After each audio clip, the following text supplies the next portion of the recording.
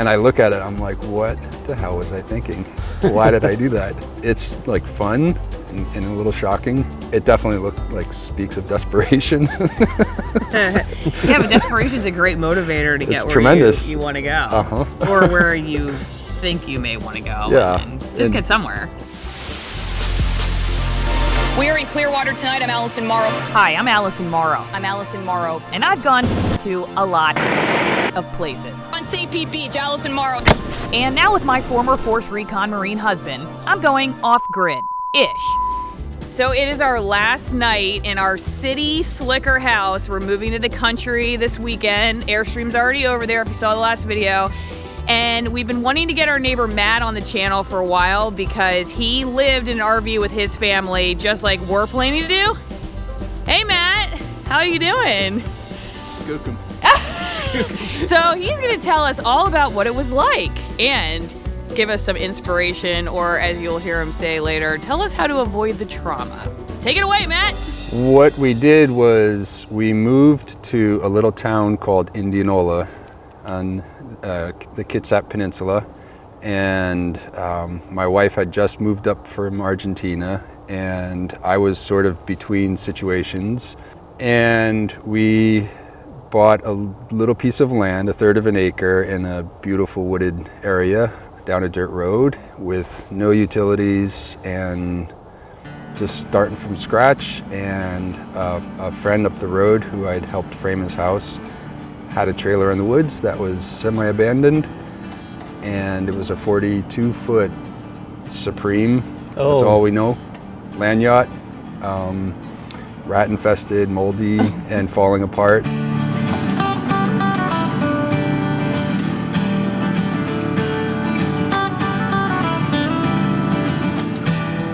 We thought it would be a good idea to pull it out of the woods and drag it down the road with a tractor and park it on our lot, and we did that.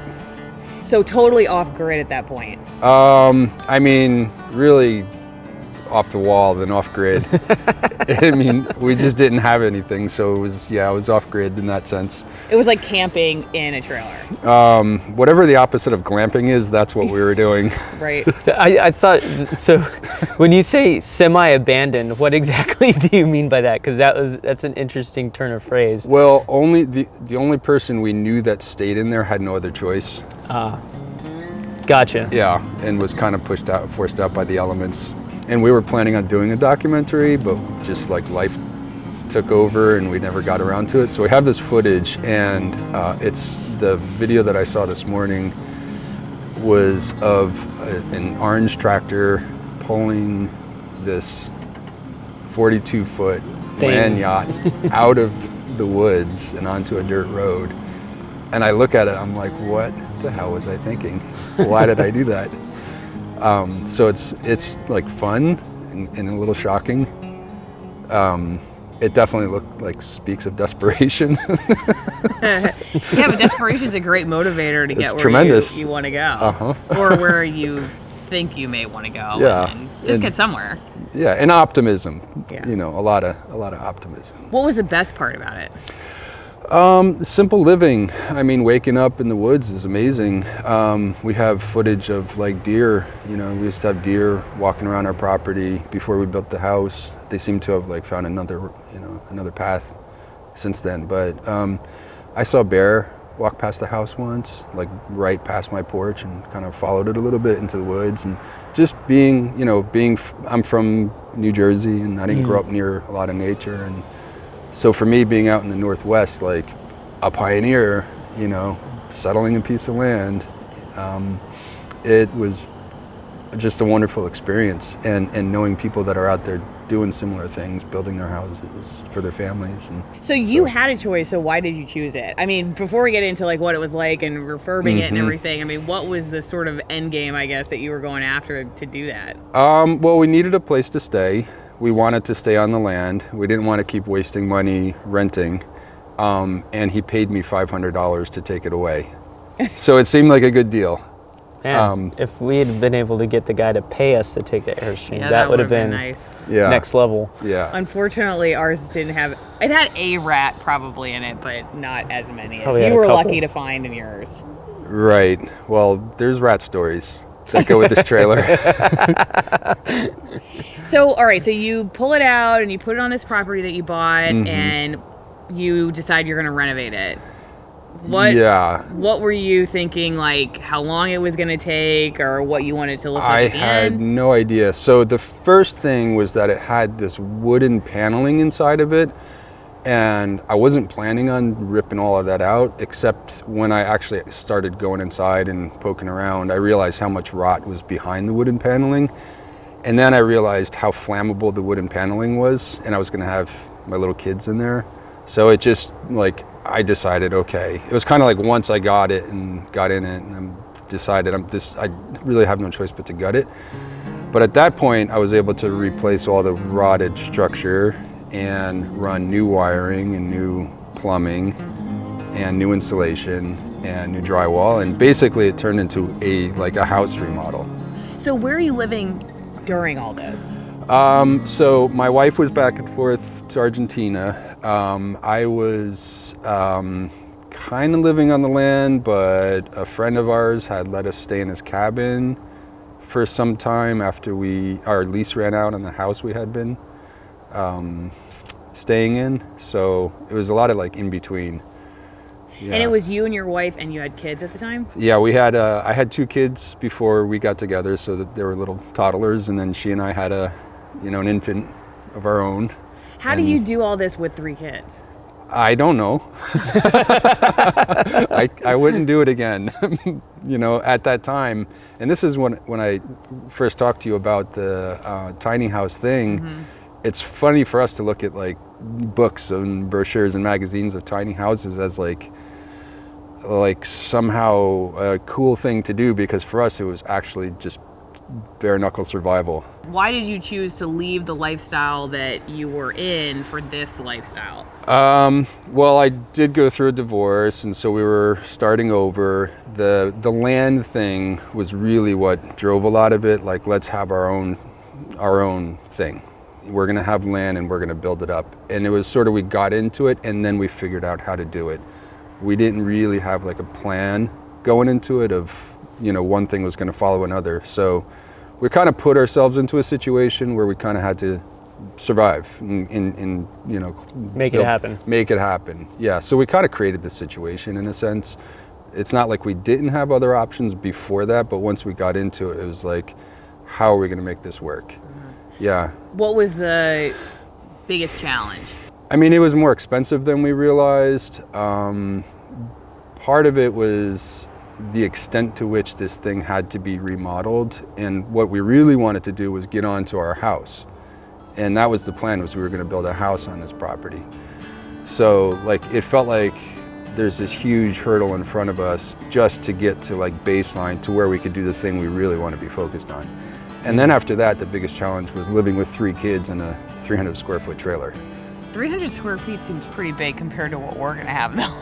No, Right? ours is just about 300 square feet. Oh, It's okay. like 200 and, I'll have to do the math again, but it's like 275, 290. So it's pretty much the same. Yeah. Yeah, but we don't have 3 kids yet. The 3 kids was We'll fun because, I mean, they were small enough. So for them, it was like, they didn't know. Yeah. Right. So- Do you think though, like one of the things we have thought of is that there's a difference between if you lived in a tiny house on a tiny piece of property where you had your neighbors smushed up right next to you, that would kind of stink. But the idea here is like you sacrifice on the inside so that you can win on the Correct. outside, right? So does it Yes. make a difference for kids if they have this huge outdoor area that they can enjoy, if they have this tiny place to live in? It's sort of a trade-off, I guess.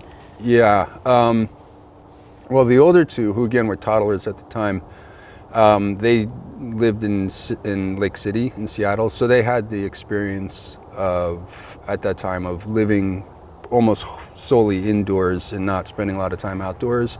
And so in Indianola, with us, it was like, okay, yeah, this is where we eat and sleep, but we're out and about pretty much all of the time. And that's the kind of place Indianola is. You're 10 minutes walk from the beach, and you're, behind our property is a trail that goes off into the woods. And so that's the kind of stuff, that we were there for. What did the kids prefer? Being inside. You know? It is kind of like, 6 or 8 months out of the year is tough in this area to be outside. Yeah. They would say, we're city kids. Oh, no. Well, what about your youngest one that kind of grew up with that? No, he loved to be out and about. Yeah. That he was sort of the exception that proved. Yeah. So it proves kind of like how you raise them, like what they're used to. Yeah, it was what the older two were exposed to and what they were comfortable with. And then the youngest, it's like he just came with us and did what we did, and we wanted to be hiking and out and about and stuff. But we just made it work. So how long did it take you to refurb it, and did you ever get to the house? The house is there. It's a round house, beautiful Cool. house. Yeah. It ended up taking just about 2 months. I mean, because it was small enough, and I just went at it, fast and furious, and and it wasn't like major trim and like flooring and countertops and stuff like that. It was bare bones, utilities and insulation and sheetrock and paint pretty much. And you weren't trying to make it roadworthy? No, either. I don't think it's roadworthy. I mean, it can be pulled. It has like a trailer and wheels and stuff. It's up on blocks, so it can be moved. But I wouldn't put it on the highway and take it down the road or anything. So what brought you back to this area? So because this is our last night in this area. It's we so move cool. Tomorrow. Yeah, I know. So it's like congratulations. and you guys are just like back here. So are we doing the wrong thing? I mean, should we turn around and follow you guys? What are we getting ourselves I don't know. into? I was just in Taos, and the quiet and the solitude and the peace was really appealing. I just did a little building project down there last week. So I can go both ways, but the two older boys, their mother's here, and so we were sort of doing weekends. It just got to be a little much, and they were getting older, and the oldest was going to be in high school soon, and so we decided, let's just pull it together, and so then we found our little house across the street that needed to be remodeled and renovated. And did an everything. amazing We did job again. on it, by the way. Thank that you. thing is rad. Thank you. Like, you really turned that around. Like, And Thanks. fast. Like I Yeah. feel like we should have hired you for the Airstream. We'd probably be living in it already. Well, it was a labor of love. I've been through it a few times since having kids. It's like the third house that I've built for the family. Yeah. And we think this is the one. It's going Nice. to work out now. Yeah. Well, the nice thing about this area is the value keeps going up. So, did you find that like investing in property, you found that to be worth it, like just from a financial standpoint, that or is there a trade-off? I guess renting versus buying. Around here, it's actually more affordable to pay a mortgage than to rent. So if you're renting, you're paying somebody else's mortgage, and for us, we didn't have a lot to start with, so buying the land and building it up and getting the construction loan and, just kept kind of like leveraging things and folding one thing into another thing. And that for us was definitely a worthwhile way to go. So now we have something, before we didn't have anything. We had a little bit to start with. And so, I don't have like a traditional 9-to-5 job with a pension or anything like that, a retirement plan. So for us, this is kind of like, our investment. One of the things that I've always wondered, and I still do wonder when I watch other people's YouTube channels, like living off-grid or in an RV, is how do people make income while they're living that kind of lifestyle? So what were you guys doing? So what my wife was doing is, at that time, is she was teaching. And she did that for about 5 years, teaches Spanish. And In the area? In the area, yeah. Okay. Yeah, she worked in a really nice school.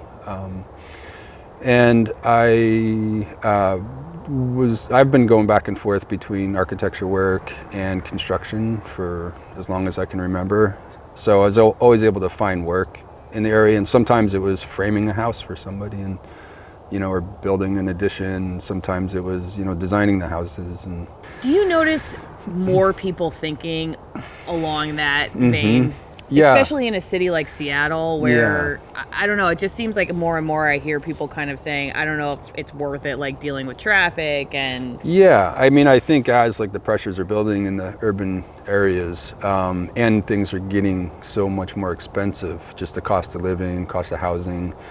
Yeah, I think people are definitely thinking more in terms of getting away a little bit, getting some peace and a little more tranquility, plugging back into nature. I definitely think there's like a growing sensibility of people wanting to sort of reconnect and to the land. And if we can do that in a way that's more affordable, that's a big plus. And the idea of sort of living a little bit closer to the land, a little bit more sustainably, a little less wasteful. I definitely think that's on people's mind. A bit of a growing zeitgeist. Yeah. Yeah. Just kind of seems like there's like also a little bit of just dysphoria with like, if you get enough of this kind of stuff or enough money or you live this sort of lifestyle that finally you'll be happy. And I think or like you have enough technology, it just seems like people more and more are becoming, I don't know, just distrustful that conventional way of the dream is happiness, and that maybe there's something about the way a couple hundred years ago people found contentment that we've given up on that's led us to the point where we have the problems that we have today. Yeah, I totally agree. I mean, I think we're conditioned in this culture to chase happiness through, whether it's material possessions or status or even like selling experiences, just the experience of buying something, like somehow that would, hit those dopamine buttons and, provide some kind of meaning. I think people are realizing really it may not have that kind of like substance and meaning to it, and that can actually be found much easier, that the best things in life are free. I definitely think that, that's in the air, and that's certainly been our experience. So your best advice to people who are considering this move, maybe they don't go as drastic as you guys went, but what's your best advice? Plan ahead, especially if you have kids involved. Make sure that, you're going to be able to meet your needs and their needs without having to just wonder so much what's going to happen the next day. So if you have the opportunity to sort of lay things out, do that. Like, so for us, for instance, we didn't have a septic system. So we long-term borrowed an outhouse that a friend had built. It was a compostable toilet outhouse. Right. And it worked wonderfully for the first 6 months or so. But, I remember the kids and ourselves having to wake up in the middle of the night and walk across the septic field that was under construction. Oh no. Navigate trenches, to get to the outhouse in the winter in the rain. That was less than ideal. Yeah. So if you can put the septic in first, that's a good idea. I mean, it makes you grateful for everything else that I guess you have once you get it together. Yes, absolutely. I mean, there's a lot of gratitude in this. Yeah. And I mean, the nowadays, having flushing toilets is great. Having a gas stove is just really cool. It just feels good to be able to, fire up the kitchen and cook. It just feels good. You had obviously an emotional return on investment. Yeah. But did overall, would you say that you felt that you achieved a return on your investment, both whether it was enabling you to get yourself to a better position financially or with other, your actual living situation, or even just the emotional side of it? Yeah, and yes, specifically for me, I mean, there's the financial return for sure. There's the life experience that I wouldn't trade for anything. For me, it was, a big thing was like learning how to move slower, to slow down, live in a small space and just sort of pace myself and not be sort of like rushing from one thing to another. So, which was a bit of a paradox because I, again, set up a situation where I had to just kind of grab the bull by the horns and plow through it. But just living in a trailer with kids, it's like for 3 years we did that while we built our house. I had to take my time and breathe differently. And yeah. Well, no, you asked before we started this, like one of the reasons why I have this YouTube channel is to tell stories like yours and to show how ours is unfolding, to just encourage other people to think about that as an option as well, that there you can shift. Because I went from 20 years in a career that was totally the opposite of what you just described, where it's like you barely breathe at all. I mean, you forget to breathe. Like, you definitely don't eat. I mean, you're just, for 10 or 11 hours a day, you're just going nonstop, and the stress, and you get to the point, or at least I did, where it was like, well, why do I work this way? Like, well, because I need a certain amount of money to live in the city that I live in because I have this stressful job, and it's just like a nonstop cycle. So at some point, I mean, maybe it's not for everybody, but for me at least, it was like, well, if I just removed one of those things, like I had a different career, or I reduced my cost of living, then I could do that. I wouldn't need the same kind of income. Then you could change the way that you do all these other things that we weren't able to do. And I think that's, for me anyway, it's like, you know, I'm going into the second act of a 2-act show. That's the way I look at it. And like the first one just went by so fast, and I want to just be able to pay closer attention. Yeah. And that's what I hope this YouTube channel does, is just gives people an opportunity to see that you can do it. You don't have to like wake up with parents who lived off grid and then you already are that person. Like, you could have been a city slicker for half your life, and you can change your stars. It's just a matter of making a decision about it. Yeah, and a lot of it comes down to changing or even just examining priorities and values, you know, looking at what matters in your life and so forth. I mean, not everybody can and will go and, you know, get a piece of land and, you know, live in a trailer and do that lifestyle, but there's lessons in that can just, you know, be shared, you know, can be gleaned from, you know, without having to go through all the arduous, you know, I don't want to say trauma. Sell it, Matt. Sell the lifestyle. Trauma. Well, it was really great to have you over, and thanks for doing this. Absolutely. And you'll forever be fun. our inspiration and other people's on the YouTube channel, so that's exciting. Wonderful. We appreciate it. Thanks, Matt. It's been so nice to have you. You too. Appreciate it. Short timer. We'll still be in touch. We'll be in touch. Yeah, because we're going to need your advice. Okay. Bye, everybody. Bye.